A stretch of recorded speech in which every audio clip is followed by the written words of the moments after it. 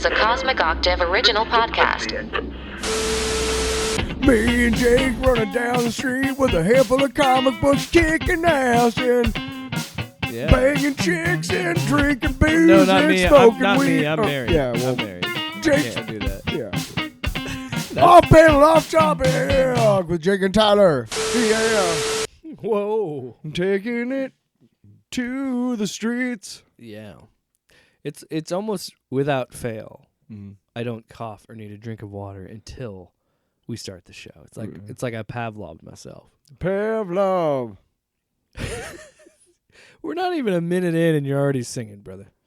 Ooh, when you call my name, I'll salivate like Pavlov's dog. Ooh, Roll kind it. of digging it. Rolling Stone lyric. It is.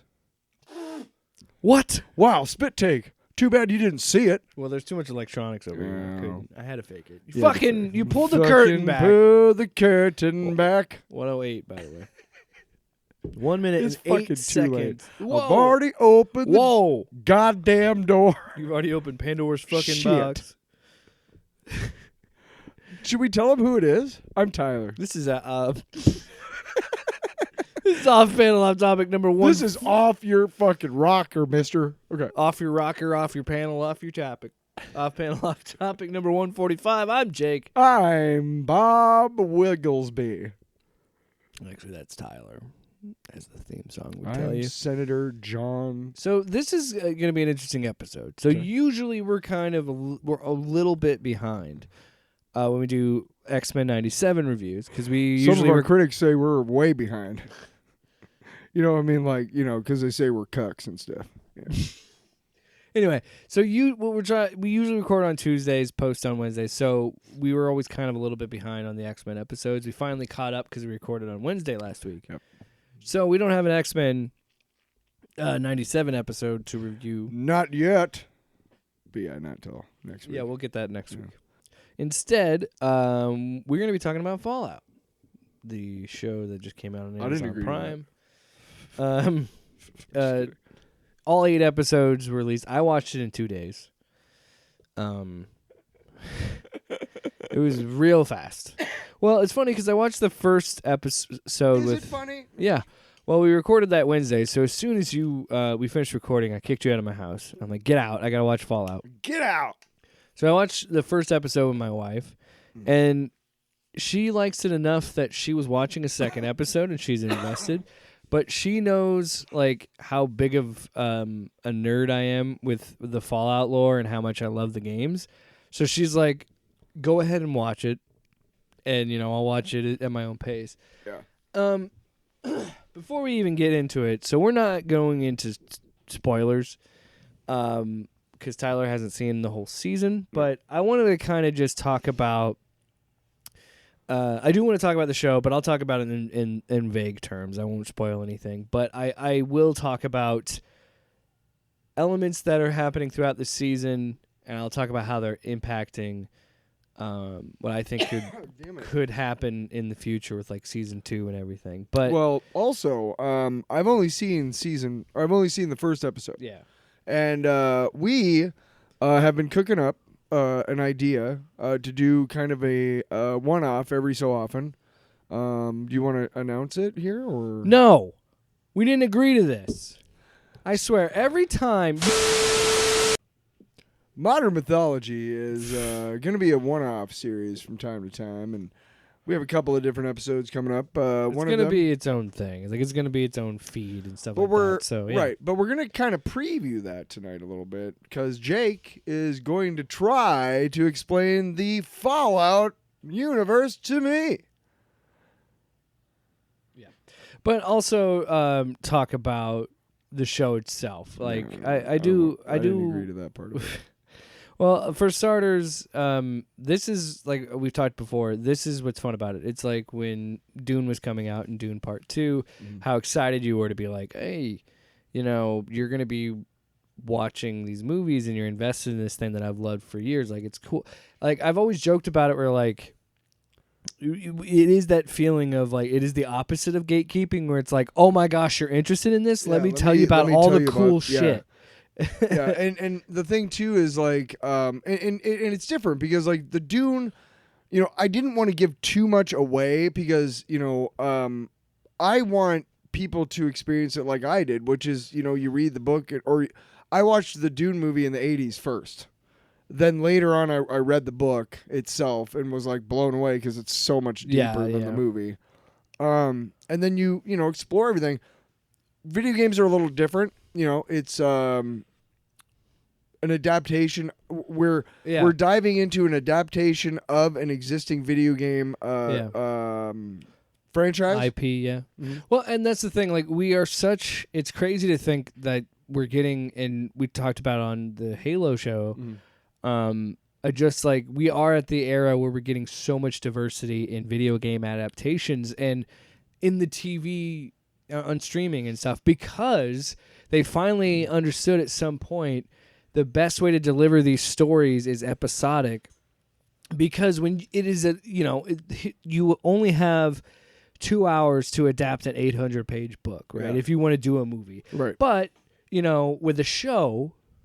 And it's the same with the video game. You're trying to take a 15, 20, 100-hour story that you're trying to condense into a 2-hour movie. Well, it just doesn't work. So, like, of course, a 8 to 10 episode season, 1 hour episodes works so well, and that's what's so good about this show. Well, there's how well it uses that format. Every one of these games, a lot of games use cutscenes, and they're Hollywood quality cutscenes. You have people, big name actors doing voices on these things. I mean, the Fallout franchise doing, itself, mocap and shit, all that stuff. So what to boil it down, Hollywood is going, to boil it down, the TV and movie industries are saying, what pisses us off are video games. And why do they piss us off? Because people playing video games are not watching movies or watching TV.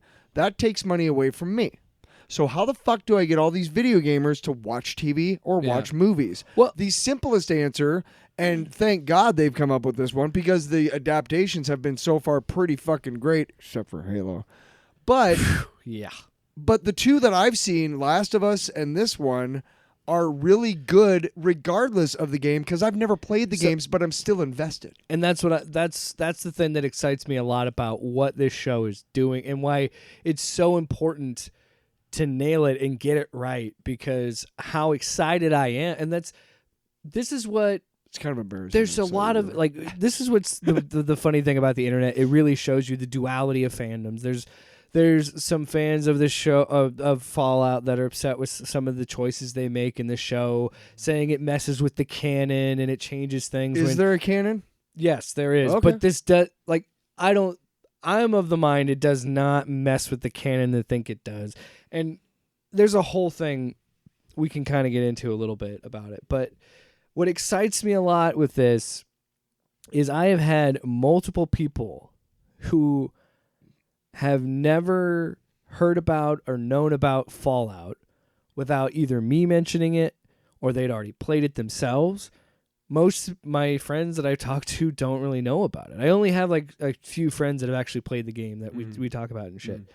And so to have this show come out and see it catch this mainstream audience, and like same thing with The Last of Us, when you nail this and you tell because a lot of these stories are really fucking good. Yeah. And it's good to see that like people are understanding like, hey, we don't have to dumb this shit down. We don't have to make there's a built-in mature adult audience that knows this shit. Well, like if we do it right, looking at you again, fucking Halo. If we do it right, it's a win-win for everybody because you're pulling in. And you know what?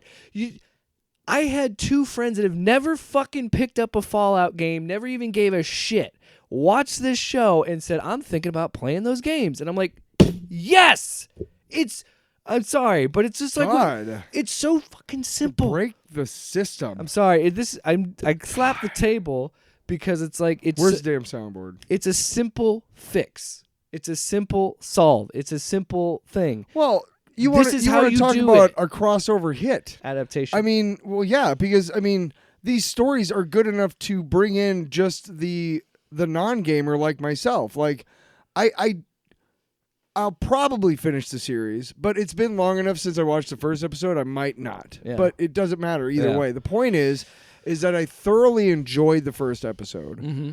and if I hadn't had so much shit to do the first day that I watched it, I would have kept watching it. But I had a bunch of shit. So the point is that it's a good enough story that draws me in, knowing nothing about the game, Yeah. not really caring to know any more about the game or play the game.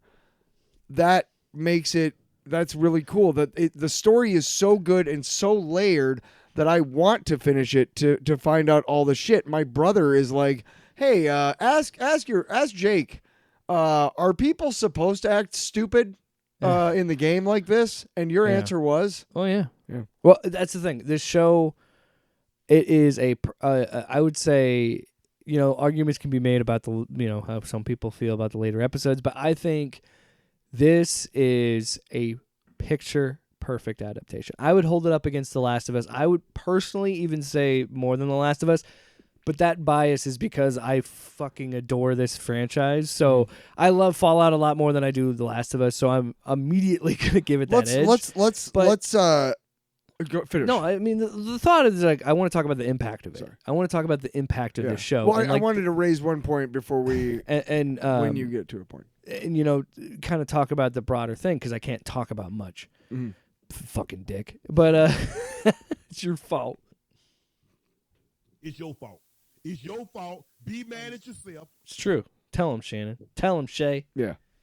It's your fault. Your fault. It's your fault. I'm sorry I smacked the told- table earlier, but it was just like What the hell? it's so simple. It's like when James Gunn was talking about these are the comic books I'm reading that are inspiring the movies. Like he gets it. Like that's what's so fun about adaptations and why it may not do the things that you would want or the things that you as long as you can make sense in the world and not like completely abandon like this show nails the tone and what Fallout is. Like there's this grim seriousness and this like legit moral choices. Like there's some quests where I was like legitimately heartbroken of like what happened, And then there's like really fucking wacky shit where, there's aliens over here or there's these group, hey, the guy at the NCR, hey, can you kill these fucking thugs and cut off their heads and bring me their heads and I'll give you money. It's like that weird, wacky shit, and then the seriousness. It's always what I've loved about it, and this show gets it.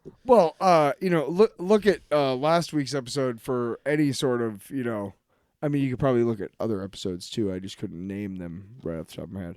But last week's episode, when I just go off on the tangent about the storm stuff, I love that shit because I grew up with it, and Yeah. it's like, it's seminal like reading in my world. And yeah, it's very, very, very, very easy for me to be like, well, let me tell you about this. This is cool. And just, and an hour later, like, what? Yeah.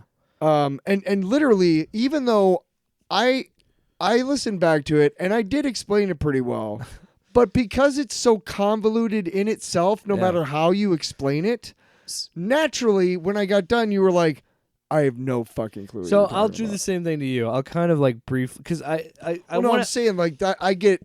I want to answer some questions you may have, and I like I have none. I want to try and answer some questions that other people have. Why does this show suck? Because I want this to start being the conversation. This Yeah. is what I'm trying to do, and what I want to do. Can I ask you is hold on, just like let me fucking talk. I want to reach people like you that are probably never, and that's like I was watching things about The Last of Us, and Troy Baker, who was Joel in the game, he plays like one of the characters. I can't remember the name of his character on the show, but he was like Neil Druckmann, the guy who was a co-writer on that story, explained to him about the adaptation, and he's like, "What? We don't need a TV show. The story in the game was perfect, and like I'm proud of that story." And he's like, "I understand that, but we're trying to get people that will never pick up a controller, might never pick up a controller," and this show is doing that, much like The Last of Us did. Yeah. It has that crossover appeal because you know what, and it's the same thing you and I were talking about with Dune, and what made me latch onto it is because there is no denying the rule of cool. If it looks cool and it looks interesting and there's good enough, like there's enough story that I can follow that I'm invested in, I'm going to get sucked in. And like Fallout is ripe with that. It's got that 1950s retro futuristic look to it. It's You know- in our world, but it's in this weird, cool future. You know, What do all the great franchises have in common, and what do the best franchises have that sets them apart from all the other ones? Yeah, We're first class world building. yeah, They built a world before they let you in. mm-hmm. They know Yeah. everything about that Yeah. world before you even get there. Yeah. And video game, book, movie, TV show, whatever. They build it so that it feels fucking real. You want to escape. It's escapism, right? So you want to be, and you want to, yes, you want these worlds to feel lived in, and every fucking Fallout game feels like that, and this show feels like that because there's enough relatable, understandable things. Well, there's human beings human beings are the characters, so you have to. I mean, you naturally relate because you're a human being. So you find yourself, what would I do in that situation? Whatever. yeah. And yeah, it's pretty fun. Dude, you know what's so fucking cool to me about this story is the fact that we're getting a storyline where the main protagonist is a ghoul. Yeah. You don't get that in the games. Like you can't. So in Fallout, you're a human by default. You are in Fallout 3 and 4 kind of. So like what I love, what makes this a great adaptation, what makes this show so good to me is that it sums up what it's like to play a Fallout game. Usually, you start as a vault dweller because that is how they're going to introduce you into the world as this new factor, this new character into this world, and like, you know, lore explain why you're doing this, right? Which is what happens with Lucy. At the end of the first episode, she leaves the vault. Like, there you go. That's the intro to the game. You're out in the wasteland now. And then every episode up until the finale is exactly what it's like to play a Fallout game where you're going, I have one objective, one simple objective, get my dad. But every step of the way, there is a distraction. It's a side mission after side mission. And it's like, it's so frustrating or it's so funny because it's like, that's what the Fallout games are so good at environmental storytelling and so good at keeping you in the world that like you think you're just like, oh, I'm just gonna go retrieve this item, and then it turns into a 7-hour quest, like 7-hour side story, and you're like, what the fuck? But it's amazing. You know what I mean? One of the first games that frustrated the fuck out of me, and one of the first best games, especially considering how much memory these fucking games had, but Metroid. Yeah. The original on the NES system. Dude, that game was all about like you have to get this before you can get this, but then you have to get this before you get that. It's a whole genre. It's called the Metroidvania. Like it made a whole genre. Absolutely. Castlevania and Metroid, yeah. Right, yeah, Castlevania is the same yeah, you have to get it's backtracking and going, yep. And another great example, the Lego Star Wars, not the one they have out now, but the first one where it was all the first 6 movies, I think it was. Mm-hmm. But you know, you can go back and replay levels as a droid, or because when you play it on story, you default to whatever character they give you, right? Yeah, or you have a team, whatever. Yeah, it's like a New Game Plus. Yeah, so but called. only droids can like fly and get up to this or whatever and open these doors and so on and so forth. So yeah, you have to. And the same thing with Castlevania and Legend of Zelda, of Metroid. Yeah. You have to play through some levels and then go back to those levels and get something after you get something over here. And then it's frustrating, but once you figure it out, and by the way, I used a lot of cheat sheets. What was it? Nintendo Power used to have like the first couple levels, they would just give you like map out the first 2 levels of like a new game and shit, and like it was just like, yeah, I'm gonna fucking do that. And so I don't mind doing it if I have a handy guide. there's a point in the later episodes where Lucy and the ghoul, they run into each other in the second episode, and they kind of run into they're kind of with each other for a good couple episodes throughout the season. And there's one line that he says, or I'm like, you can clearly, like, a lot of this is like, you can clearly tell these are people, again, Paramount, pay attention, people that have played the games, and B, love the games and know how to fucking write in the universe.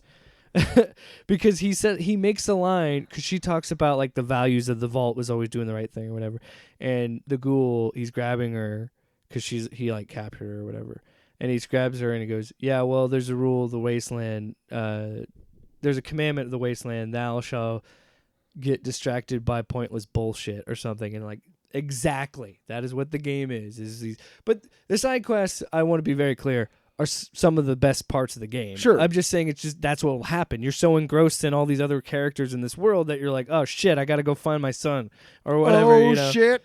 New Vegas is the exception where that one is you're just a character that's in the world that got shot in the head and somehow didn't die and got dug out of their grave, and then New Vegas is amazing. I've done videos on the YouTube channel about it. You've done But no, it's exciting that so many people that are probably never going to play the game. But again, I had a friend who was like, hey, I want to play these games. Can I play them on my Xbox? I'm like, yeah, you got Game Pass? Yeah, go ahead, check them out. And it just really, again, reminds me of how much more fun it is to be the total opposite of gatekeeping and be like, come on in, let's learn about this. And you're going to have disagreements in the fandom. That's what happens when you have people with different views and everything like that. Yeah. I mean, even this show is divisive amongst fans, you know? But just for me, I think they nailed the tone of the games. They nailed what it feels like to play those games. And I think it does enough to kind of explain the lore, but also doesn't. I love that it doesn't hold your hand. Because to me, that also respects people like me who know about the lore, played the games, you know what I mean? Well, they give you it's a perfect adaptation. Yeah. It gets a new audience, and it has a good story and keeps longtime fans invested. So I can't wait. It already got renewed for season 2, so I can't wait for that. Yeah. And another thing that makes me fucking laugh about Bethesda, they're the guys that they own Fallout. Yeah. They've been talking since like late 2023 about doing a current gen update, so updating Fallout 4 for PS5 and Xbox Series X or whatever. And they had to delay it for a while, and then all these like positive reviews come out for the show, and then they're like, oh, in a couple weeks here comes that update. I was like, have you guys just been sitting on this and waiting for people to be like, hey, we like the show, to be like, hey, Fallout 4. Hey, but you know what? You guys are dicks. Hey, I ain't too proud. I'm going to fucking get the PS5 update. Are you kidding me? And I'm going to play it again. I don't give a shit. I love these They games. might add some shit in there. But yeah, I want to do another video where I actually break down the show itself and the episodes. I want to do something to that effect because I like the idea, and that's the whole idea with the modern mythology and things like that. Let's get into it. I found that I like educating people. So You should become a teacher. no, I just mean like I want to educate them. I meant about video games and On- shit, not well- real life shit. Well, because I don't know about you, but I don't know. Sometimes when I'm in bed and I don't have a book to read, I'll just pull up some lore, just like, and it doesn't have to just be Fallout. Most of the time, it is something like that. But it's just like, Oh yeah, I'll pull up Wikipedia Oh. and look up something. what's this random character in this, comic book series, But for me, it's like, yeah, it's a Fallout thing of like, oh, Caesar's Legion, because of the show, I've been playing New Vegas again. And I have a funny story about that. So all the different factions, there's this one that like is called Caesar's Legion, and they model themselves like around the Roman Empire, like that kind of hierarchy. Like it's a dictatorship. They treat women like shit. It's a slaver society. They're not good people. And I was like, I want to get the achievements for it. And I'm like, I'm committed, man. I'm going to do Caesar's Legion. And it made it even funnier because I made a female character and they don't treat women well. So I'm like, it's more ironic to play through this, I guess. Also, she's, I never played as like, because you can do different stats, right? And I've never done a dumb character where I literally gave this character 1 intelligence, but 10 luck. So I got like crazy. Dude, I win fights. I win so many fights. You made a female Elon Musk in your game? I call yeah. I made this I gave like she's so funny because I made her like a melee. So I'll just punch dudes' faces into like that shot of Ares punching a dude's face. Yeah, I could do that with some of these weapons because the melee's overpowered or whatever. But I was playing it the other night, and I was gonna do I was committed, dude. I was at a point where I'm like, I'm going to do the Caesar's Legion playthrough. It's gonna happen. But then I hung out in that camp a little too long, and I literally saved my game. And I'm like, all right, because I need both of these achievements. I'm like, I'm gonna finish the Mr. House playthrough right now because I can't deal with these Caesar's Legion guys.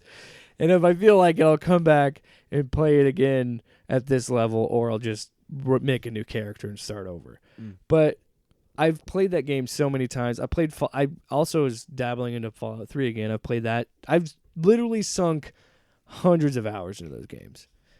So I hope. Are you finished with your monologue about Well, Fallout? I mean, we don't even have a full episode, man. We're only 25 minutes in. And I was going to talk about Fallout for 3 hours. I know. I spent hundreds of hours. I was those thinking worlds. we'd do something a little different. I don't want to do anything with you. Where we could do more of a back and forth. So you don't want me just fucking soapboxing? Soapboxing well, I'm with just Jake, kind of scrub a chilling dub, over here, and scrub a dub, soapboxing with Jake. kind of thinking that maybe You want to take you to the... Yeah, go ahead. Okay, so Okay, so I come into this my exposure to Fallout. I know about Vault Tech because I've seen like stickers and whatnot. The guy with the thumbs up. You have 2 Vault Tech posters on your wall. Yeah, because I have 2 copies of Fallout. The same one, or are they different? Posters? One for Xbox. Oh no, yeah, no, they're from all the perks you get in the game. Yeah, they're both from Fallout 4. Oh, I thought it was a map of the vault. No, it's the perks you get in the game. So Fallout. Because you ever played those games where you have like an Yeah, underground vault and that's how it's side scrolling? Well, GTA, the GTA games used to have the maps that you take out of the booklet. I used to have those too. Well, it was a poster on one side, or you could flip it, it's a map. I don't know anything about Fallout other than that, and when I happen to notice that the game's coming out through some way or another, I don't know. I don't know how many there are. I know of New Vegas. I remember when that came out, and it was like, what? All right, whatever. Because it's a pop culture thing. You're aware of it, like being aware of I not Taylor Swift, but things like that. I don't listen to Taylor Swift, but I'm aware of her, and I have been for a long, long time. Well, I think it's mostly because of me. Or were you aware of it at all before we? I've been aware of gamings. No, I mean Fallout in general. Yeah. Oh yeah. Well, just because I think the kids, I had stepkids for a while, and I think one of the kids had like the Vault Tech sticker on something on one of his control or whatever his dresser. I don't know, furniture, some sort of. You had seen it somewhere, yeah. Yeah, they. I think I don't know if they played it or not. I didn't really bug them like, hey, what are you playing? What you're playing, fellow kids? Very cute. Yeah. It's your cool day. Most of what I remember them playing a lot is Minecraft and what the other fucking Roblox. No, it's the other one where you had the bus. Fortnite. Yes. Yeah. Fortnite and Minecraft were the two that I and the Makes roller sense. roller the soccer game with cars. Rocket League. Rocket League. So those are the 3 games they played mostly. I play a lot of Rocket League. But they must have had some sort of Fallout something somewhere because I yeah. the but I'm last also, one was 76, and that was a multiplayer game. as a gamer, I hate that game. As a comic book fan and a fan of fantasy and science fiction and things like that in general, being in comic book shops and everything, I'm gonna be aware of stuff like that. But most of what I don't know is just that it is a thing. That's really it. So I did about a month ago, just for the hell of it, I looked up the Fallout TV series on Wikipedia. And now this is not... I've done this before where I didn't see a movie, but I wanted to know what happened in it. And the Wikipedia page will give you the plot. Yeah. Like the entire thing, right? And so I went and looked at it, and at this point, they don't have anything on it. And it's mostly just conjecture. I didn't, not conjecture, but it's before something comes out on Wikipedia. It's usually like the plot is like a paragraph, or the what is it called? The setup or whatever, Yeah. like what's going on, and that's what it was. And then they had some little small things, and little small things about each character, like a couple of lines about who plays what and why and everything. I didn't want to go to the game and learn any of that stuff. So all I know after reading that is that the vaults are all experiments. Mm-hmm. Every single one, right? Yeah. Okay. Now, we've established that. Yeah. And they do play with that a lot in this show. And Is 33 is 33 just an arbitrary number they picked for the show? Yeah. Okay. Now, when you are in the game and you said that almost everyone except for New Vegas, come out of a vault. Yeah. Does it's funny because the first Fallout is the whole plot, and this is the only game that has this of the series. The first one is like you are in a vault and you have to leave the vault because your water chip is damaged and you only have like so many hours left of water in the vault before you run out of water or something. And so it's like 13. Or like it was some weird number. I can't remember the number. Again, I never played the first two Fallout games. And if you like those first two, great. I'm sorry. I'm doing my best to recap what I know about this. Don't what's fucking the scream at me. deal? No, I'm just saying those Fallout. Are they just really low quality or what? No, I mean they were made in the 97 was the first one. Oh, really? Yeah, and the next one was 98. So these were like isometric.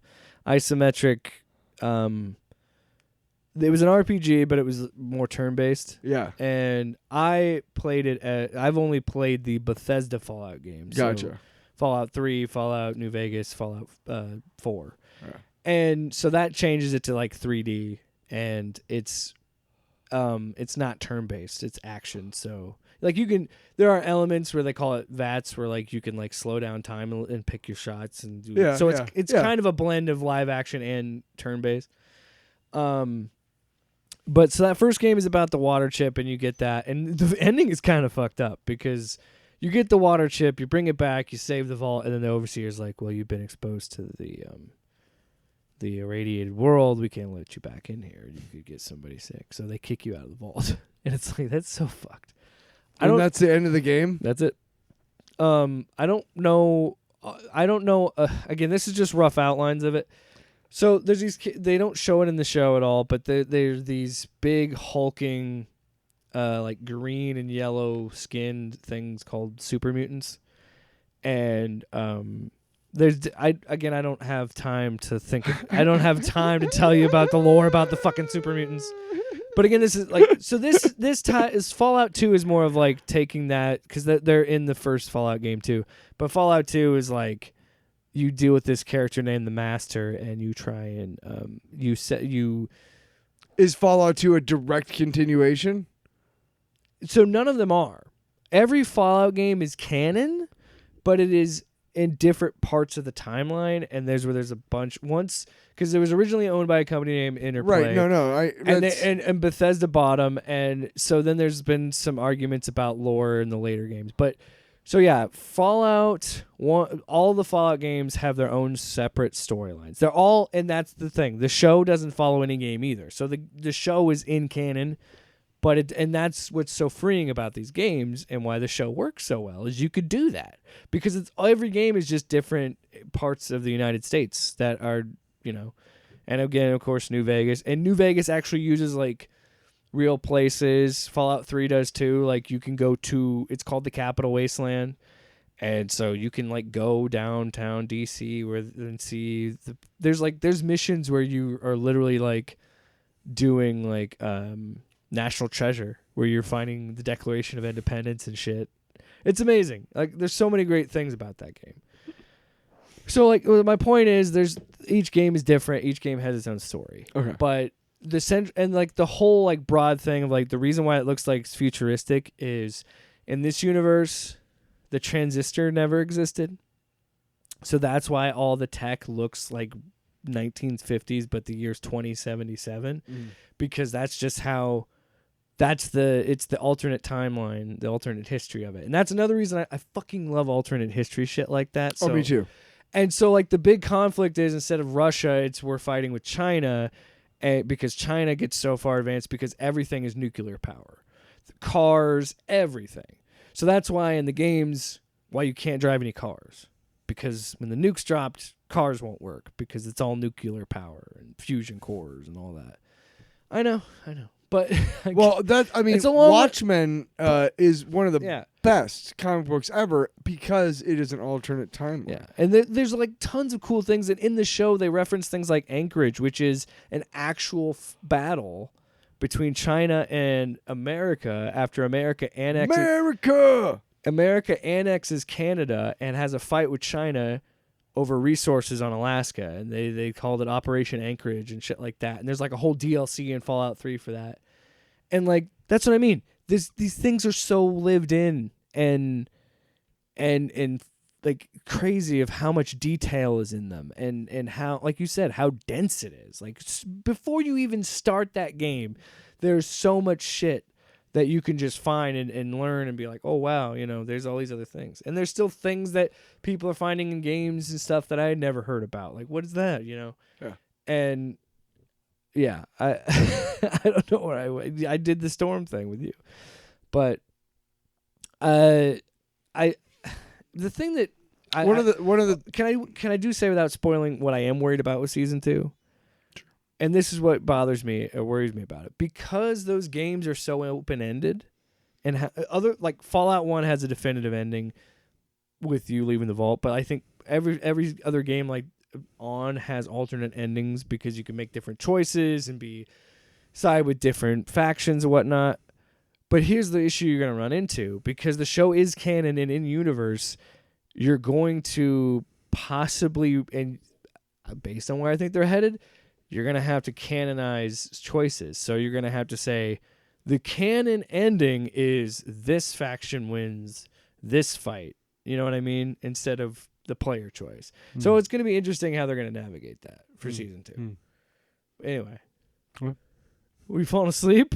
No. We can move on. No. What I was gonna say is that when like Donkey Kong Country came out, no, but what we would do is this is way before the internet. So what we would do is like 4 or 5 of us would sit around and we'd just get really high, and we would try and beat the game. With So, bongos. but everybody would take their turn. Like, okay, like we're doing this level on the roller coaster with the mine cars and shit. Okay.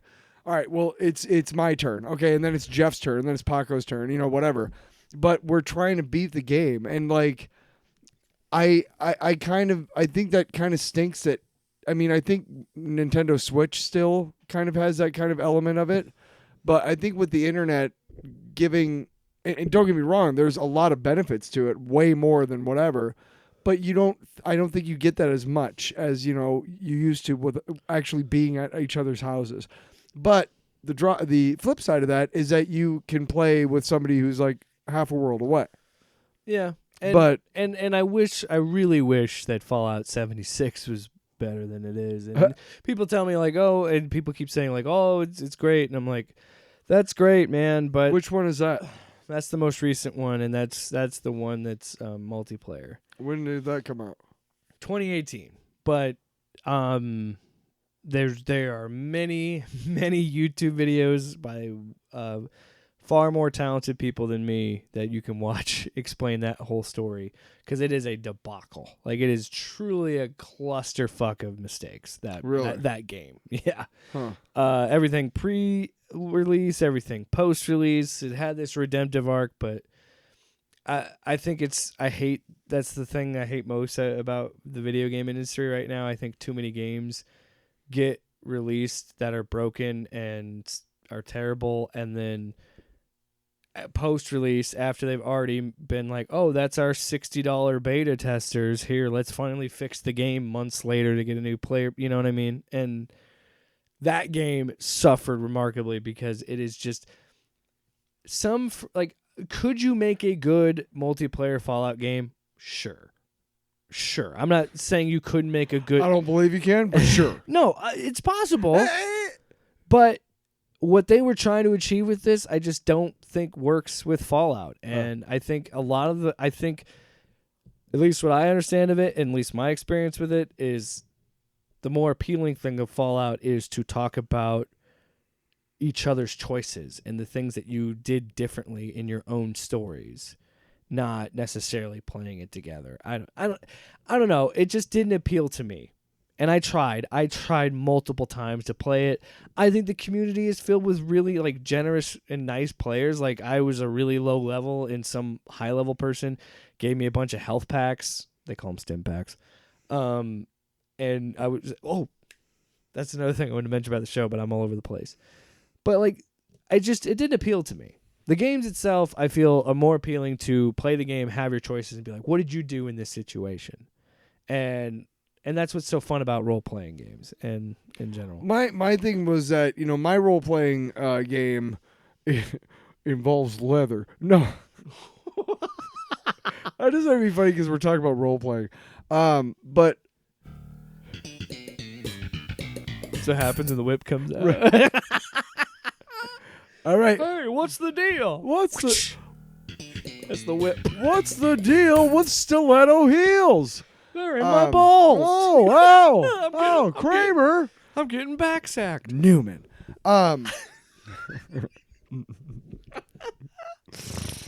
They have turned it off. Role playing.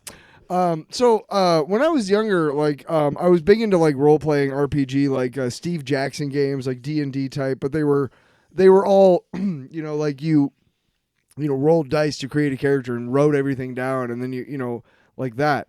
But nowadays, my role playing like video game is like Madden.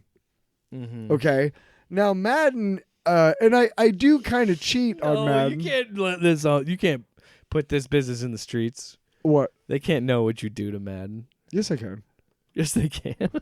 Way to make them think that I fuck the game. Jesus Christ. They can't know what you do to Madden. They're gonna sound like I'm you're having sex I made with John you actually Madden. do spit take. You could have just let it fly too. You let it just dribble out your mouth. John Madden.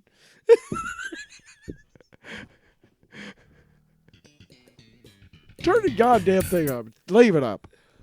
Where's the what? Anyway, did you get anything? Well, you're like, I can't let them know what you do to Madden.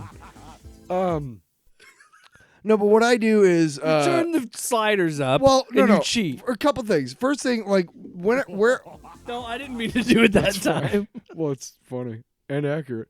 No, the Oh no, the giggles. so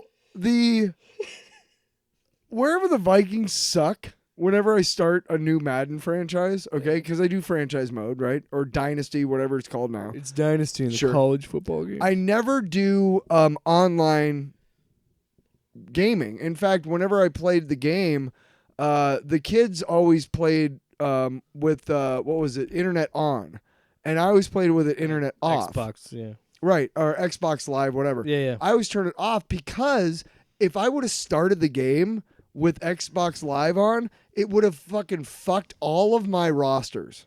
Because it would have, you know what I mean? It would have automatically downloaded and updated all the rosters, what have you. So I always had to do that first of all. So I think it's a cool idea in theory. Well, it's fun to But play. in I've played it practice, online. there's so many fucking bullies and shit, like in the online gaming community. So whatever, I just don't do it. Then, so the Vikings suck at quarterback, say, which they do right now. So if I started playing Madden right now, I might make myself the quarterback, like a 20-year-old, dude from Iowa, and yeah, it'd be like 6'4", and just make yourself like a Hercules and shit.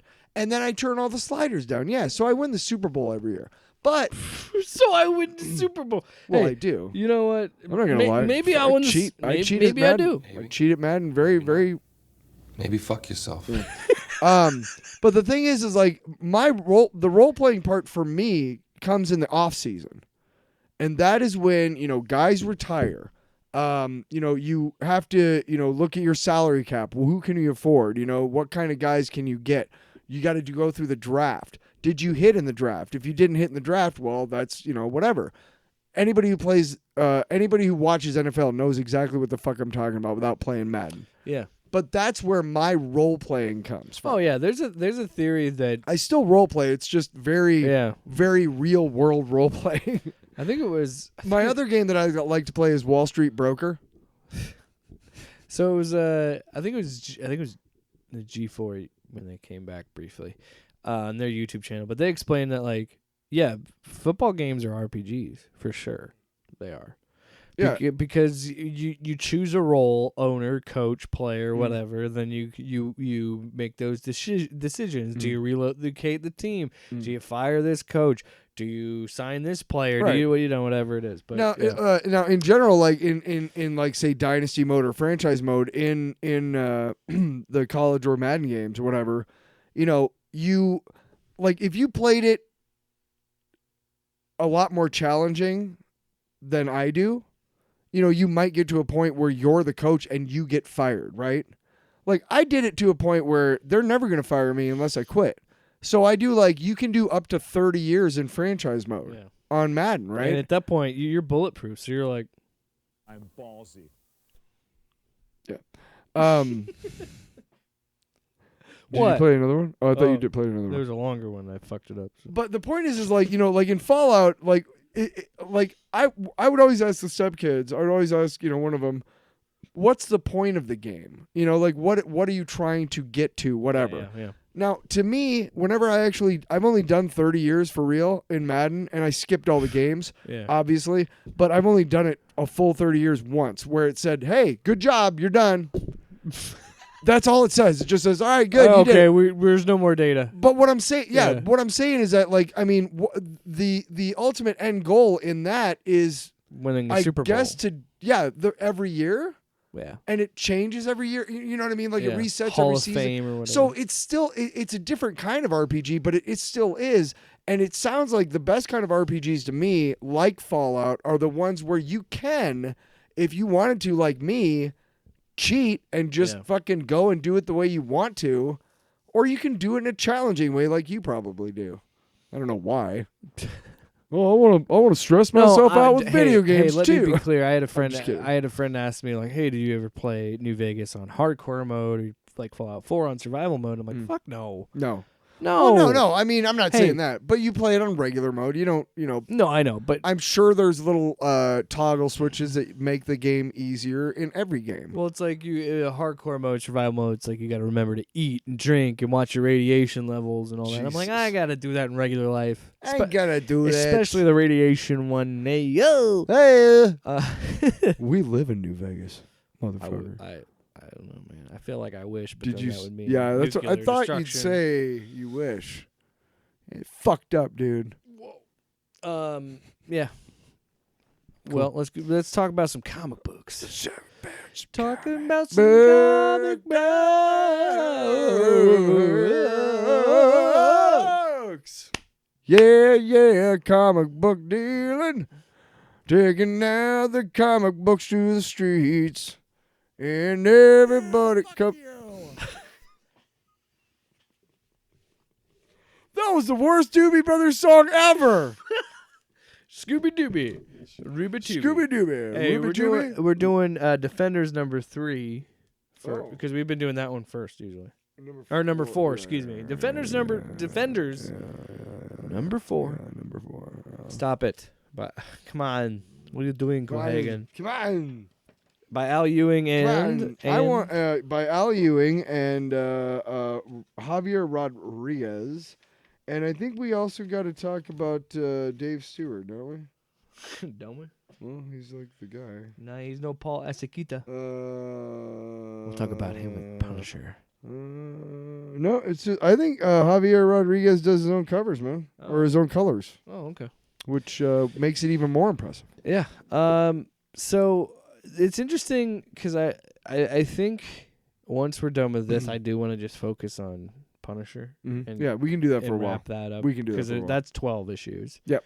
This is only 5. Floyd. But this has been such an interesting juxtaposition with these two books, whereas like this book is very colorful and bright and gorgeous and fanciful.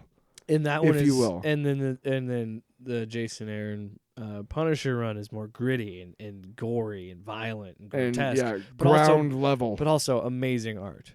Both are blessed with Yes. great writing And- and great art. Also, both are completely different tonally, and a great You said juxtaposition. tonally with an N, not totally. Yes, tonally. For those Because of you it like is- me, who for a second were like, "Did you just say totally?" because it's still this like psychedelic space opera,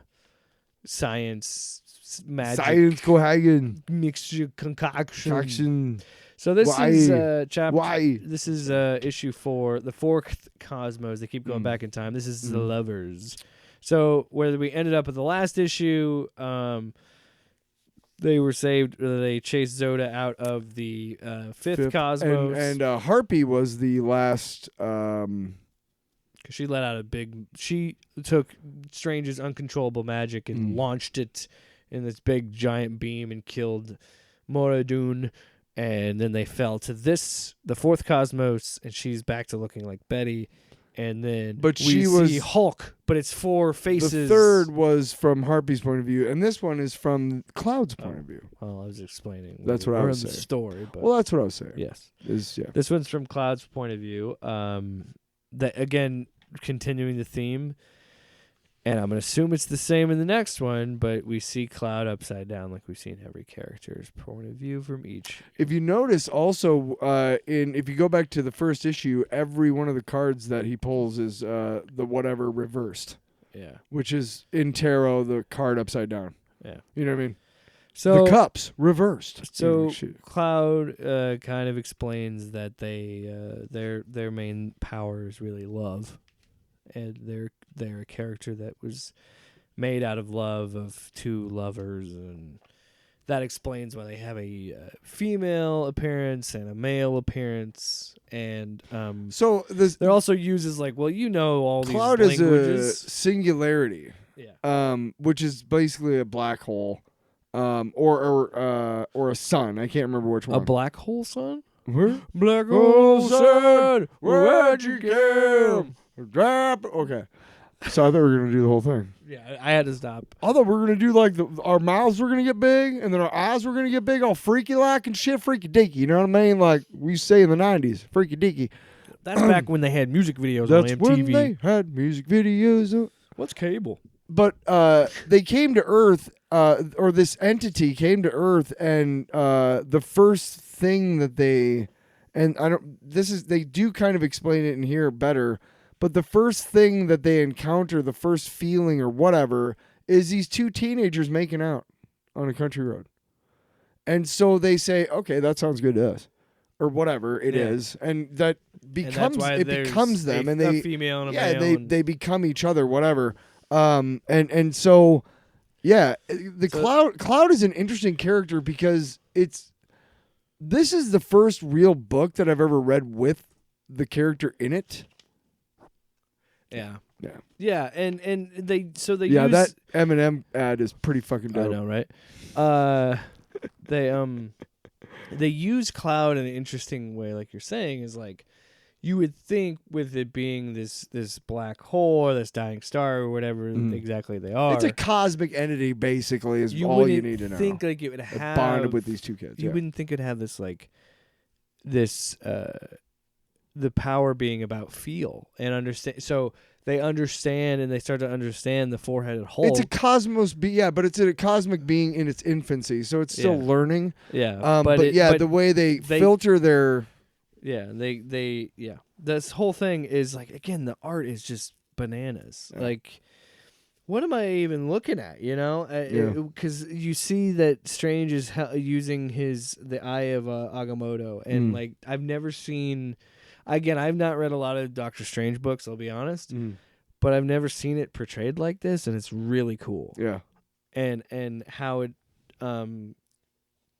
just, again, the way that it moves on the page, and like that's something I really love about the story and what I love about the art and why this whole series I think they've complemented each other is like this book has a great way of not wasting any real estate on the page. Like everything, like every piece of white space is filled. Like it's crazy. Yeah.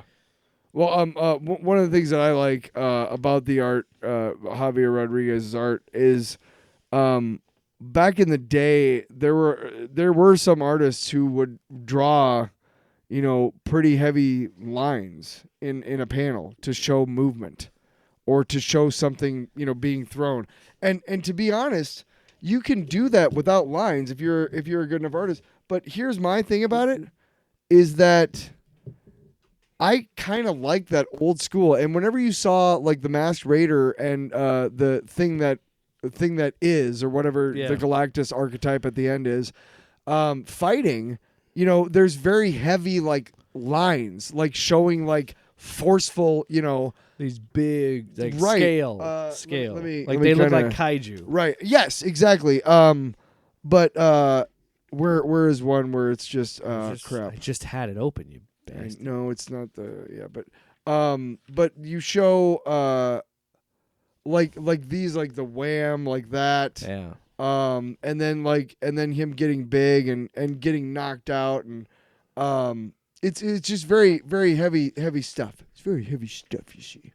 And the art is just really, really cool. But the thing that really turned me on about this issue when I first read it was the way that they called the Hulk. Oh yeah. The 1 is 4. Yeah. But then what came out after that is this it's basically, and if you could describe it for us because it's cool. It's basically 2 humans and 2 elements. No, that's ridiculous. Though. It's a silly thing. I'm trying to find the page. It's yeah. Yeah. So yeah, it turns into this like weird. But I believe square it's of- So it's Invisible Woman, Human Torch, okay. Mr. Fantastic, and then Thing. Yeah. So like the a 4 rock. is 1. Yeah. But the 1 is 4 and the 4 is 1. That's their name. Yeah. That's fucking cool as fuck. And then it kind of just starts to portray the Marvel universe. Yes. But the characters that we know, but they look different. Like They're called archetypes. the archetypes. And then we get again this series being meta and weird and being like, oh, these fights happen all the time. A tin man or a man of metal will fight this colorful, With a patriotic shield. looking Yeah. guy. And there's a dude with horns and a blindfold. and a dude with A little furry, of it- a fucking Wookiee with no eyes and Claws. blades coming out of their hands, And a dude and a thing with fire with a lightning cloud head or and a hammer. a clear devil that looks like a female daredevil, and it's just. Oh, and then the cool reveal of it being Zoda is that they see Doctor Doom wandering Where is without a my face? mask. Where is my Where's face? my face? My face? See, that's what I love. Like when you were saying last week that this, when you said it, because I've thought about it, this would make a fucking amazing animated series. Imagine this is an animated amazing. series, It would dude. be amazing, dude. Just like Amazing. just do it issue by issue, and I don't care if you adapt it fucking word for word. I don't give a you can shit. make it. You could believably make this into an animated. No, I'm saying like a You lot could- of adaptations want to be like, I want to do it my own do way. it. Fuck you. Draw it and Tyler. What? do what DC does. They Yes. they have done it where they've taken 5 issues. They've taken much longer arcs, and found ways to adapt it into a Generally, movie. the- You could make this into Generally, the DC uh, adaptations are faithful adaptations of the comic book stories. Yes. you could make this a I agree. fucking amazing animated series, or animated movie. I would love to see it. But yeah, so then we get an explanation of what the Masked Raider, the Eternity Mask, and what that does, and what the power gives him. So we find out that it makes him the size of this Galactus construct. It gives you the power of the thing you're fighting. Doesn't let you gives beat you it. right. It gives you an equal chance of winning or losing. You have to still But use again, skill, if you're about to fight a kaiju, you become a kaiju. You know what I Yeah, mean? yeah. Like, or if you're, you know what I mean, you become that. Yeah. You have that chance, and next issue we'll see even If more you fight of how Captain that works. America, you have We'll see even more of how that. you works. have Captain America's abilities. No, you would You're durable enough that you could fight him. whatever you would He need. wouldn't punch your whatever face you would into need to oblivion. be able to survive a fight with Captain America Sure. or Wolverine Yeah. or whatever. I don't know. Yeah. I don't know how that works. But anyway, like you're talking about the POW and like the stars that are around him, like just There's very old school 50s style to Rodriguez's artistry. And dude, it's like an the- acid where trip. does it say like where does it where's the part where it's on a face where only Mama Zoda could love? Yeah. I fucking love Taia, dude. I fucking love her as a character. She is so all the quotes, the way she talks, yeah. I can only hear her saying like, you know, there's your mask, Mr. Magic, on a face only Mama Zoda could love, and look what shoulder he's playing parrot on. I don't know. That sounded stupid. But it sounded It sounded cute, looked cool. It sounded So stupid. then Cloud. But I just like her as a character. So Cloud becomes another, has another exist. I don't even know how to describe it. So did you ever? Okay, so Star Trek 4, real quick. Star Trek 4, they have to find the whales, right, to communicate with the probe, or else the Earth's going to get destroyed. And he says, Spock's like, we have to find these whales. He's like, where do they exist anywhere else? Like, no, just on Earth in the past. And he's like, well, can we respond using, you know, the sounds? And Spock's like, we could respond, but we would be the words, but not the language. We would be responding in gibberish. And at the beginning of this issue, they ask Cloud to try to communicate with the 1 is 4. And The it's- Hulk It's like. just there's no words. It's just highlighter. She tries with a green marker, basically, Yeah. and he comes back with a black marker, like, fuck you. Yeah. And that's when the 4 is 1 comes out and puts him in a invisible bubble to protect him. And or then whatnot. then they. But it's a talk. very comparable thing where they're like, hey, can you talk to it? And she's like, Cloud is like, sure, I can try, but I'm Yeah. probably not. And inside, she's like, I don't know what I'm saying. they. They don't ever refer to. They say they in the last issue. Do they? They said we prefer they. Clearly, at the end of the issue, they go from two. As far as I remember in the comics, and in the first couple of issues of this series, they can be the teenage boy or the teenage girl at any given time. Yeah. But there's this third entity. But it There's a looks third like at entity. the end that a third non-binary Yeah. entity kind of Woke. comes out of the center. Yeah, I know. Who fucking cares? But then we get Al that. Ewing clearly has what I really truly do believe that Al Ewing has a great way of reflecting back what society is giving him. And with Gamma Flight and Immortal Hulk and this series, especially this issue, it's clear that he is showing the world. I don't know. I don't want to put words in Al Ewing's mouth, but I do know that he's very good at representing the plight or representing what somebody who is transgender might go through or might be going through, or how, I don't know. It's definitely representation whether he wants it or not, because I can't say. You know what I don't know. Yeah. But I'm assuming the way he writes with such compassion about it, Yeah. I would assume that he is for it. Like Yeah. he's Well, not transphobic. And what I think is cool about it, so we have the three entities of Cloud, and then they're all talking, but each time they talk, it's color coded, and that's so cool because that's a running theme throughout the book. And then you see like the big moment that what is so good about this being a silly, like, I love it because it's this again psychedelic meta weird roller coaster, because how this is resolved is Cloud says, I'm telling a change that's no illusion, a growth that never dies back, a future can you hear? I hear it. So the Captain America archetype is talking to the Iron Man archetype, and it's love. Love is talking to them. No more fighting each other. Now fight for each other. And we're seeing like, oh, this is the moment of the big crossover comic where all the heroes stop fighting each other and then they fight a bigger threat because it's a team up book, And like, again, I love that like meta commentary on it. And also making sense in this story of like, of course. And then it goes even further in the meta where they pull you out of the panels of the friggin' book at the end of this issue.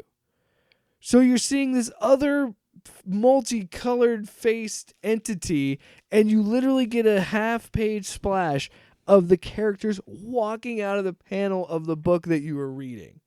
And that's what I love about comic books, because I think it could work in TV or movies in like another medium, but it just works so bizarrely well in a comic book. This is you know what I mean? Yeah, this is what. So based on the series, what I'm gathering that Al is talking about, or what he envisions as the different cosmoses, cosmi, whatever, cosmosi. I don't know. Cosmoses. Cosmoses, and you and me, and a couple of Sundays driving up to the cabin in the mountains. All right, so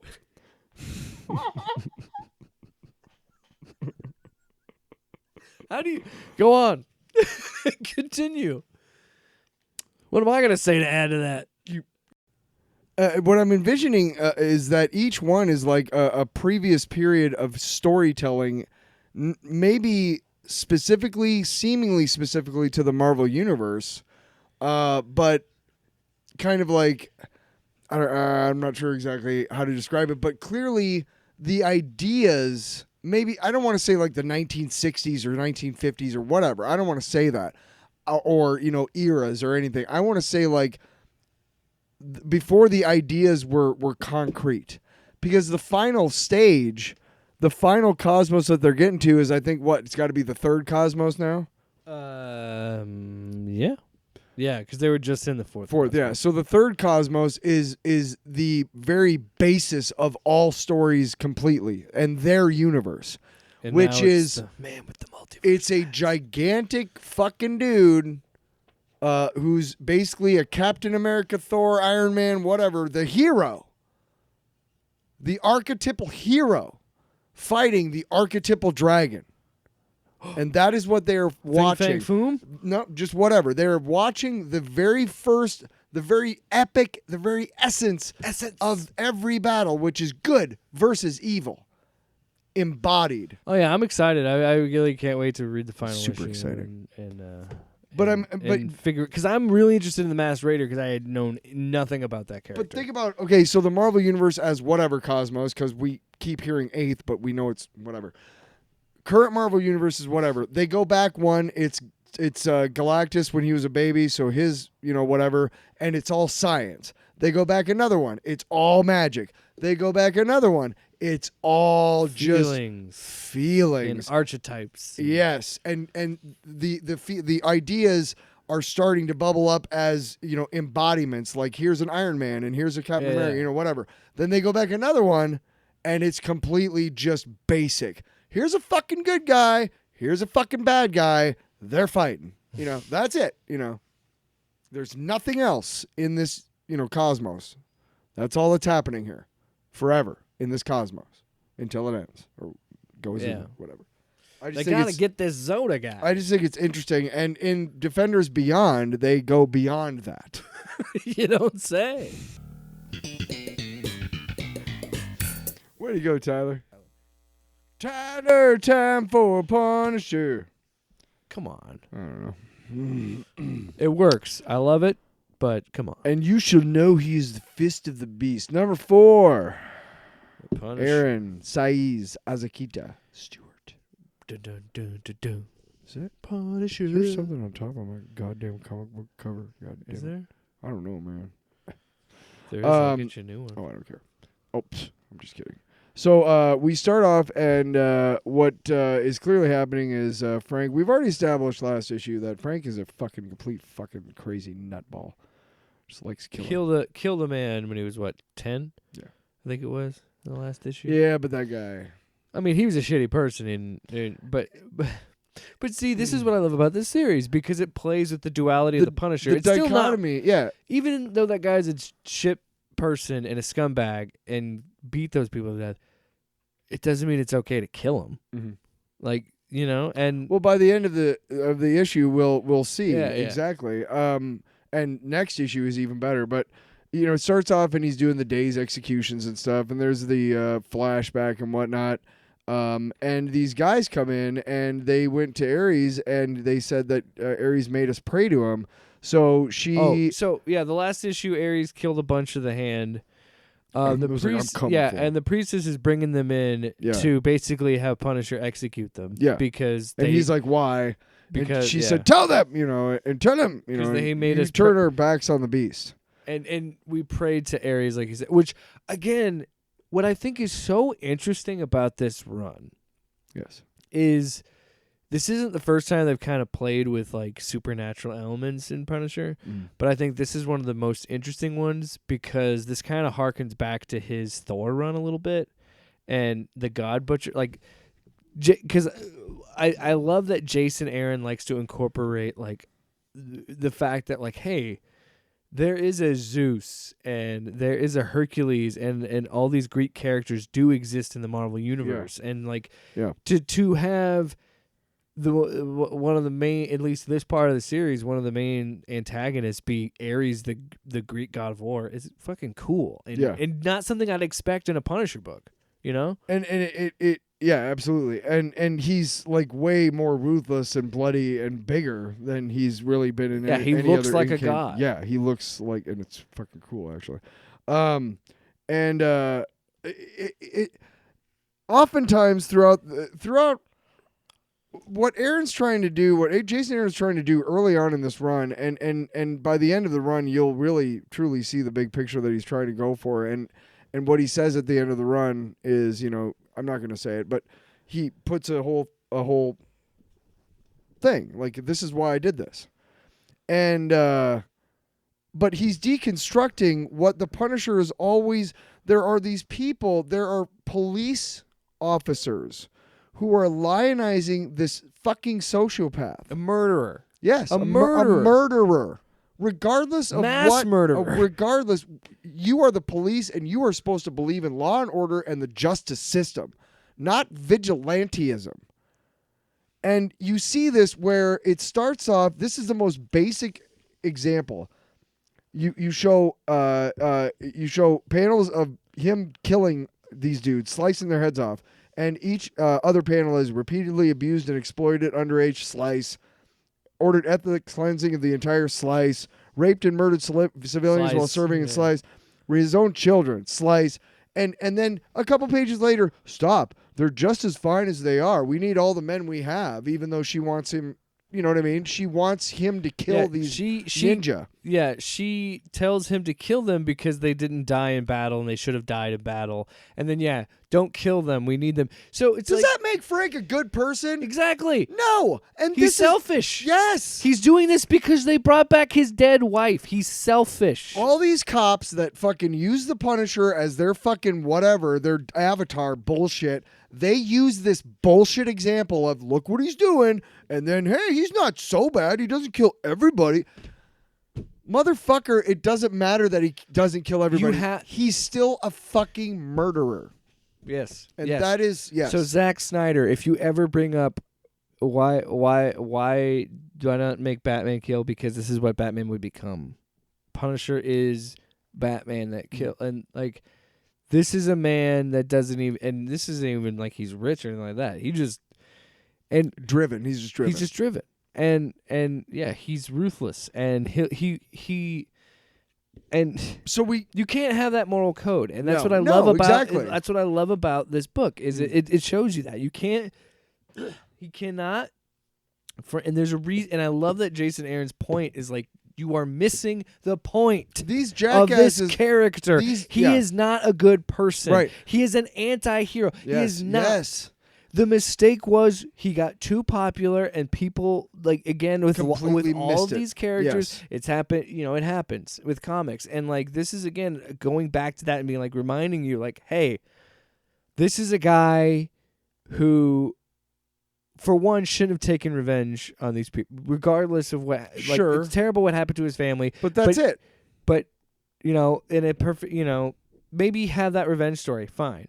But the fact that he continues on and continues to kill and kill and kill instead of using his expertise and his abilities to help law enforcement. He takes vigilantism is not good. No. And if Even you're- and- Batman and is a if problem. If you're a fucking cop worth your goddamn salt, then you should be against any sort of vigilantism. Anyway, so his wife starts freaking out because she's She wondering never where leaves. Yeah, she never leaves. Why aren't we in a park and everything?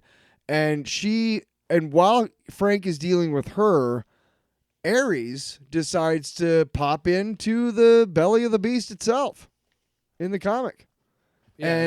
She tries to kill him at one point, and he's like, haha, you can't kill me because I'm just a astral projection. you dumbass. Spiritual form. But he basically makes fun of the god, which is funny. He's like, your god looks like he could have a cheeseburger. That's shit. Yeah, but that's what I love is like I'm the god Frank needs to worship. I need to look into research on Jason Aaron and be like, does he have any sort of like, did he go to school for theology and shit, or is he like really interested in He's it? just Because really fucking the smart. fact that how he's is not an astral projection. He is interrupting a prayer. Right, yes. He's picking up. That's right. That dude, is fucking right. This is Read it. This is. Will you read it? But this is one of the best things about this. I fucking forgot about incorporating Ares into this, incorporating this mythology to the Punisher, and doing all this because of like how fucking good Jason Aaron is at writing mythology. Yes. And I forgot, yeah. And so instead of you usually think with Doctor Strange that it would be an astral projection. No, it's his spiritual form, and he says pretty much because she's in the thing that she showed Frank, right? Yeah, she's in where the god is, that big fat turd of a demon. Where they worship their god, and he I don't know if it's an actual god or a statue. I don't know. He says, "I interrupted your prayer," and basically what he says is like, "I answered the phone." Yeah.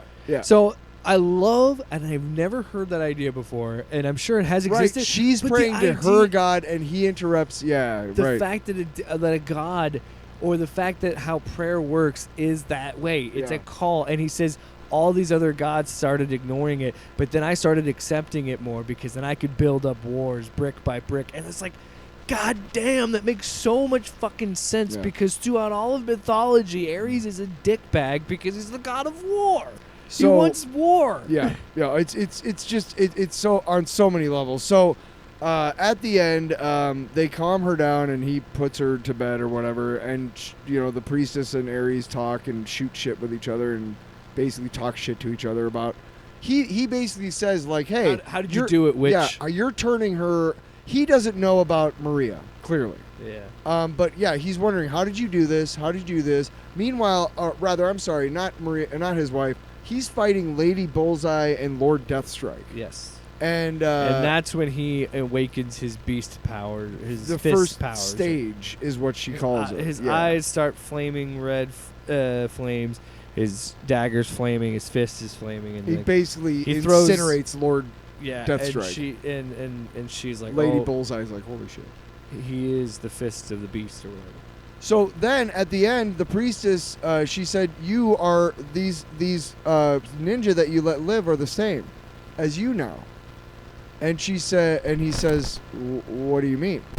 And she goes, I killed their families in front of them while they watched. And he has this look on his face, and then the next panel, he's waking Maria up, and he's covered in blood. Yeah. And he's like, we have to fucking go. Yeah. So clearly, he didn't really like that. Which again, what do you mean, Frank? And God damn it! And Oh, now you have a code about people being murdered, Frank? I love that from this is a 12-issue series. I love that from issue 2, you are getting the perspective of what Jason Aaron is telling you, and what you should be understanding about this book is the people that idolize Frank Castle Are sociopaths. not good people. And it's so well done. And then the fact that she took his like, again, if we're calling a fucking spade a spade, Frank, you're still killing people. What difference does it make? Yeah. And to take that and be like, to a literal level, and be like, okay, you're more determined when you want something, right? So, yeah. You're And more then- determined because your family was and murdered then in front of you. Those people Let that me she murder did that, these people's family in front of them, and then they'll be just like you. and then she gave him his colors. They were the black and white robes. Like, oh shit, like, And of course, he's pissed, and it's just like, what do you mean? What do you mean? You live and die by the sword, Mr. Castle. Yeah, exactly. And it's yeah. What What do you expect? Yeah, What do you expect? good stuff. I mean, yeah. So I love this series, man. I'm really digging it. you know what It's time it is? it's time to kiss. Those critics, they're right. We're a bunch of beta soy boys kissing all the time. Beta, that's me. Me and Jake are just beta. Beta boys. We should start a boy band called Beta Boys. Hey, how come?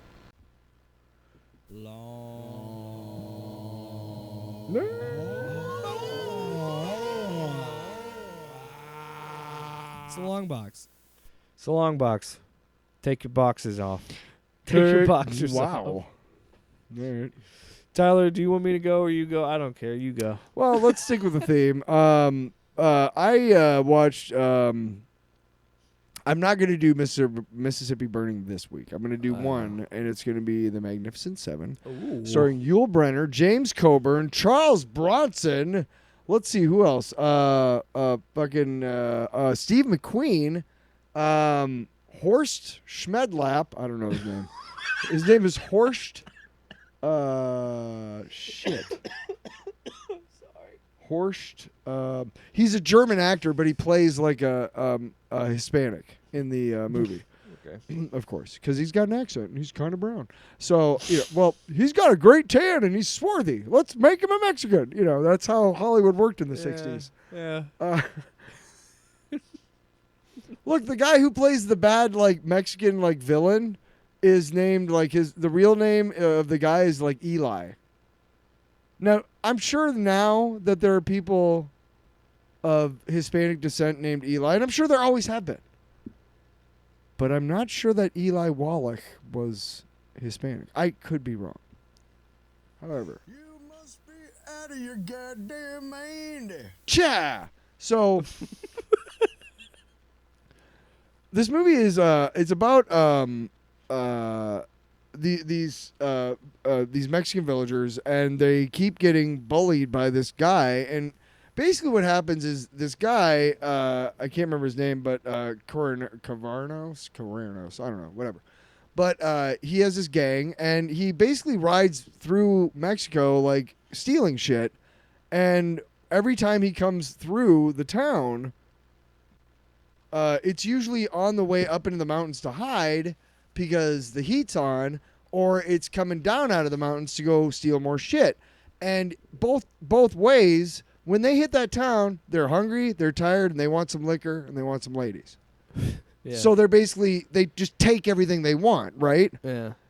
They've gotten to the point now where the villagers have sent all of the women in the village away to live somewhere else, in secret, because they're just so afraid, you know what I mean? Yeah. Of them taking their women, right? And we know what that means, and that's Yeesh. right. Yeah. So, they're like, we've had enough. I mean, what do? We can't fight back against this guy, and we're sick of this.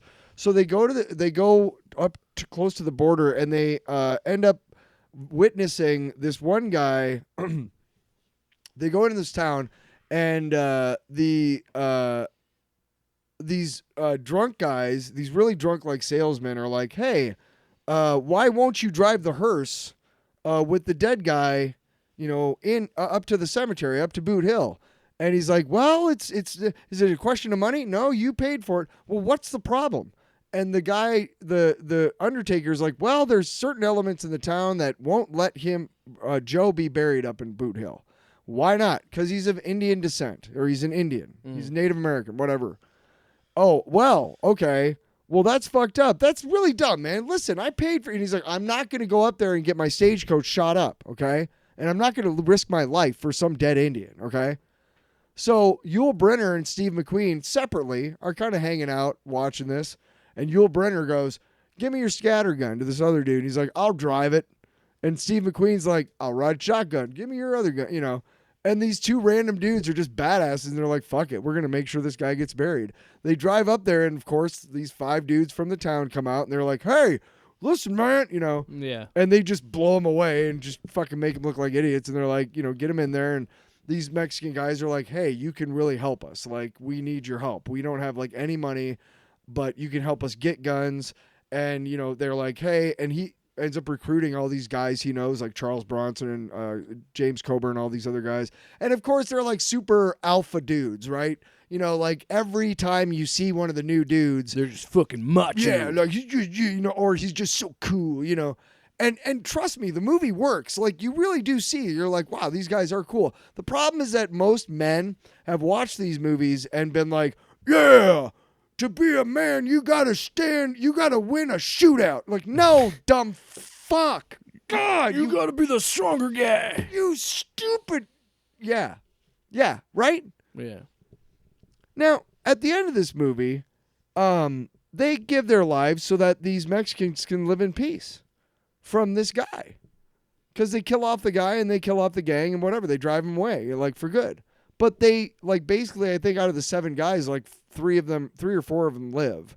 And the third, one of the guys ends up staying because he used to be a farmer. That's his story, the German actor. Yeah. And it just occurs to me that every time you see these movies where these like alpha douchebags, like, you know, idolize the Punisher and shit, Mm-hmm. and you see these things and these movies that these alpha guys like, oh, that's what being a real man's about. Granted, I can change a tire, but I can't change my oil. Granted, I wish I knew more basic shit, Yeah. right? Okay, I don't know shit I about think cars. I think more humans should know that stuff. Yeah. Not just cars, everything. How to cut down a tree properly. How to, you know what I mean? How to start a fire. Shit like that. Survival stuff, right? Well, I don't know about you, but I know that don't ask Billy Joel to start no fire. I think it's important for people to know that. Okay, God. Because we didn't start it. Because we didn't start it.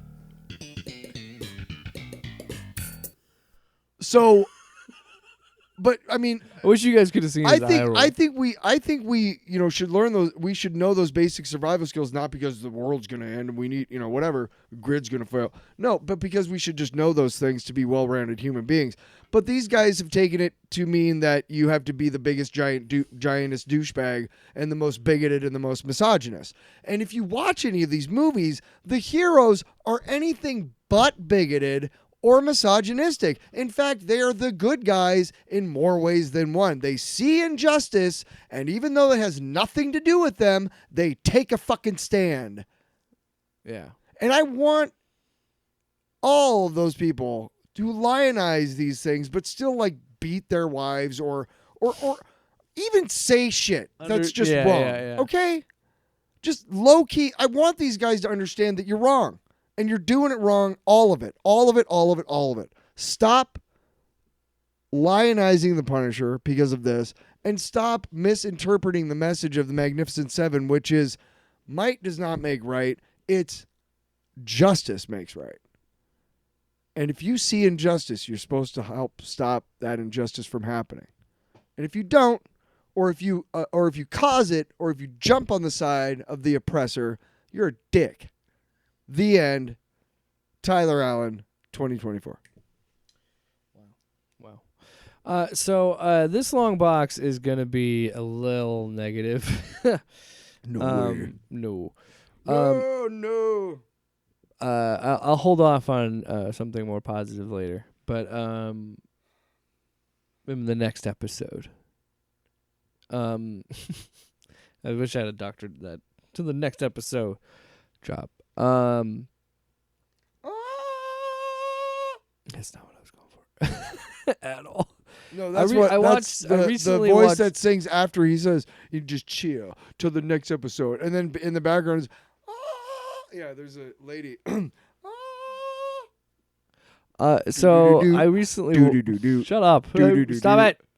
I recently watched Matt Vaughn's latest movie. Matt Vaughn, Kick-Ass, Kingsman, his latest Argyle. And I'm upset with this movie on a few levels because, look, I'll be honest. He also did Layer. Like, I like Matthew Vaughn movies. He did X-Men First Class. He did Layer Cake. He did Kick-Ass. I like those Layer movies. Cake is fucking underrated. I love Layer Cake. And so I like his movies. First movie I ever saw Daniel Craig in. Oh yeah. It was like It that was was Layer Cake. literally right before Bond. like right before he got the Bond role, like a year or two before that. Yeah, I mean, I knew of him for a while before, when he was Yeah, up for it. but- I was aware of him more than some of the other. But anyway, I knew about him before. jeez, whoa. So the problem, when I think of Matthew Vaughn, I think of Guy Ritchie. I think of a little bit, and I don't want to. Well, Guy Ritchie produced Layer Cake. Well, I'm just saying, like, and the Tarantino vibe of like, and I don't want to compare them because they're all different filmmakers with different, I'm not trying, but they're the kind of guys that like really have to, like, they really like to put a lot of spin and style into their movies. And I'm not saying that's a problem. I liked the first Kingsman. I thought the second Kingsman was meh. But like, this movie, Argyle, really would have benefited if Matthew Vaughn would have pulled it back a little bit. Much like how people felt with Taika Waititi in Love and Thunder, I think you could say that about this movie, because I liked so much about Argyle, and then it hits a point like in the third act where I'm like, I started to be like, man, this movie just really fucked itself. Like, it's crazy. There's sometimes when you're watching a movie and you see it completely kill its own momentum, and you're like, what happened here? So like this is in the trailers and stuff, and like but one of my problems with it is there's way too many plot twists at the end of this movie, where they have one really good plot twist. I'm like, oh, that's interesting, holy shit, and then it gets undone for an even dumber plot twist, and I'm like, oh my god. And we'll get there. But so Bryce Dallas Howard, you have a weird thing with her. What? I think you were mad that she did those Mandalorian episodes in that Boba Fett show. Maybe, I think you were mad about that. But No, yeah, Yeah, you maybe. gave- no, you gave- I think Bryce Dallas Howard as an actress and an ingenue. I will say this. and director. she's really good. Fantastic. She is really good in this. Sam Rockwell is really good in this. Yeah. The parts where it's Argyle, but it's acted out as Henry Cavill and John Cena, and like those characters, I like. In fact, I think the meta like Argyle story that she's talking about is more interesting than the movie itself. And most of that first, I don't know, 2/3 of the movie kind of goes with that, and I kind of dug it. But then it gets to the third act, and it gets completely out of control, and it has silly twist after silly twist after silly twist, and then has action set pieces in it that look like they were cut scenes from fucking Kingsman. Because did you ever see the first Kingsman? No, never seen any of them. So because of the tone of that movie, I have no desire to see any of them. I mean, I enjoyed the first one, but because of the overall tone of that movie, when you get to the third act, there's a scene where like world leaders are getting their heads blown up, but they're popping off, and it's like very colorful looking. It's silly, it's ridiculous, it's over the top, but it made sense for that movie. And it didn't. There's a scene in this movie where they are straight up, and I shit you not, throwing like smoke bombs out a hallway, and they're different colors, and it's Bryce Dallas Howard and Sam Rockwell. They have like gas masks on, or like the mask so you can see through the smoke and whatnot. They are literally, they said, let's dance, is what they say. They were literally doing a dance, like dance numbers, like kicking grenades while they're like doing their little dance and things like that. And it's just like so out of place for this movie and where this movie was going for a majority of it. And then it gets even dumber, because then a scene after that, there's a scene where there's an oil slick. Like they spill oil all over the floor, and it's an oil slick. But they remember, wait, you used to actually be an figure skater. They take 2 knives, stick them in her boots, and then she figure skates in this oil slick and shoots these guys. And it is Aquaman 2 level bad CGI. And I'm just like, I hate to be this guy. I really fucking hate to be this guy. And I really hate to get worked up about this. But for Christ's sake, pay some fucking stunt coordinators. I'm serious. This shit is ugly. Get some pay. You're pissing me off. You are billion-dollar corporations. Pay some fucking stunt coordinators for Christ's sake. I'm sick of the CGI shit. Tell me more. I'm sick of it. You are too. It looks bad. Oh yeah. Have some fucking integrity in your work, and like again, that's another thing. I want to. Everything fun about the Flash was completely ruined by the CGI. And there were Yeah. some fun moments in the Flash. You know- some really fun moments. To tie it all back in, Michael Keaton. to bookend it and tie it all back in with Fallout. You know what made so many things I love about Fallout is how practical so many things were in that world, and tactile, and had 3 dimensions, had depth, had weight, had fucking light. You know what I mean? Yep. And when it's absent and you see shit like this movie's weird figure skating in the oil slick, and then another silly plot twist fight at the end, and I'm like, just end this fucking movie at this point. I hate it. Like, it went from, I'm really enjoying this, I don't see why critics hated it. And then I get to the third act, and I'm like, oh, this is why. Because it crumbles under its own weight. Like, it is, That's too bad. fuck you, Argyle. And fuck you, Matthew Vaughn. Hey, do we have the boo?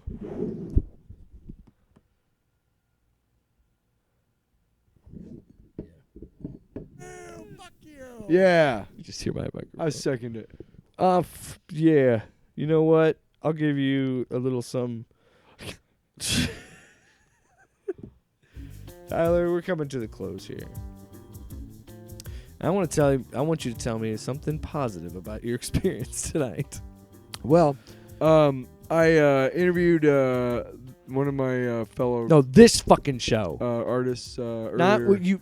on Twitter, and he was telling me about the first time he drove a car, and he ended up telling me that he almost smoked a Scientologist.